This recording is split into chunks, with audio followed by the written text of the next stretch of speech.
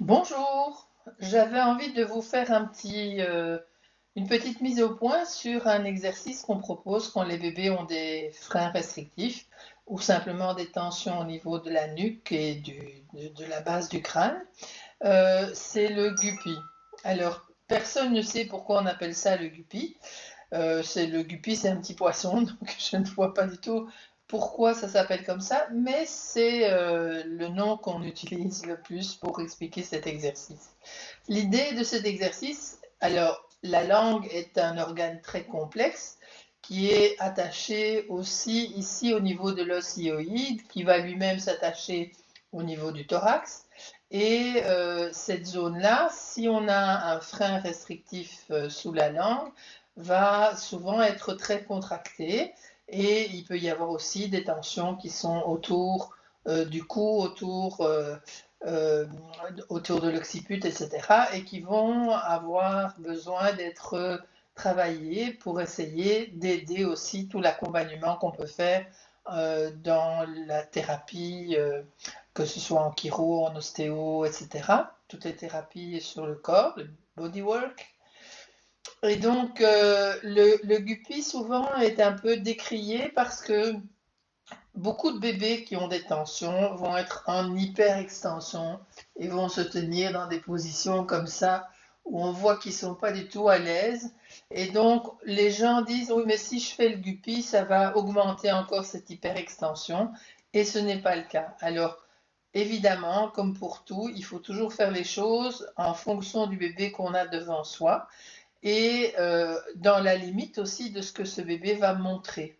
Donc c'est très très important quand on fait le guppy, qui est vraiment un exercice de détente de toute la zone du cou ici et qui permet de mettre la tête en arrière mais en totale relaxation. Cet exercice va pouvoir se faire dans différentes positions et va permettre progressivement d'avoir des tensions qui diminuent de plus en plus. Alors, il y a plusieurs façons de faire le guppy. Je vous montrerai à la suite de ceci quelques petites photos. L'idée étant toujours de permettre au bébé de mettre la tête vers l'arrière et donc de détendre ici la zone du cou, mais toujours en appui. C'est-à-dire qu'on ne laisse pas la tête du bébé descendre comme ça en arrière. On va permettre à la tête en fait de s'enrouler en quelque sorte sur le support, que ce soit le bras, que ce soit les genoux. Donc par exemple, si j'ai un bébé sur les bras, je vais pouvoir amener sa tête progressivement.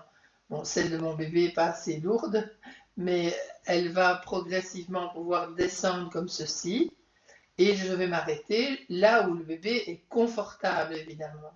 Hein, donc si on voit que le bébé revient en tension, ben, c'est qu'on a été un petit peu trop loin. On revient un petit peu en arrière, on attend que le bébé se détende, on respire et on peut éventuellement recommencer. Alors toutes les positions sont propices à faire cela. Ça peut être sur un ballon, ça peut être sur les genoux, ça peut être, je ne sais pas, j'ai pas d'idées qui me viennent comme ça parce que j'ai plus de petits bébés sous la main, n'est que le mien qui est un petit peu passif parfois. Et donc voilà, il y a plusieurs possibilités pour faire ces exercices-là et vraiment laisser le bébé ici se détendre. D'ailleurs, si vous le faites vous-même, vous allez voir comment ça fait du bien. De laisser vraiment aller la tête en arrière, toujours avec un support, pour que l'extension en fait des muscles soit tout à fait passive, hein, et ne se fasse pas dans la force. C'est une détente, c'est pas un exercice pour muscler cet endroit-là. Et ce qu'on voit souvent, c'est que les bébés avec qui on fait ça régulièrement, à la limite, ils vont venir le chercher. C'est-à-dire que quand ils sont un peu plus grands, évidemment, les tout petits, c'est plus compliqué, mais quand ils sont un tout petit peu plus grands, ils vont aller se placer sur vos bras ou sur vos genoux de façon à aller chercher ce mouvement de détente qui est extraordinaire pour eux. Voilà, je vous mets à la suite de ceci quelques photos où vous pourrez voir différentes possibilités pour permettre à bébé de faire ce petit exercice du guppy qu'on peut faire autant de fois qu'on veut, il n'y a pas de souci. À bientôt!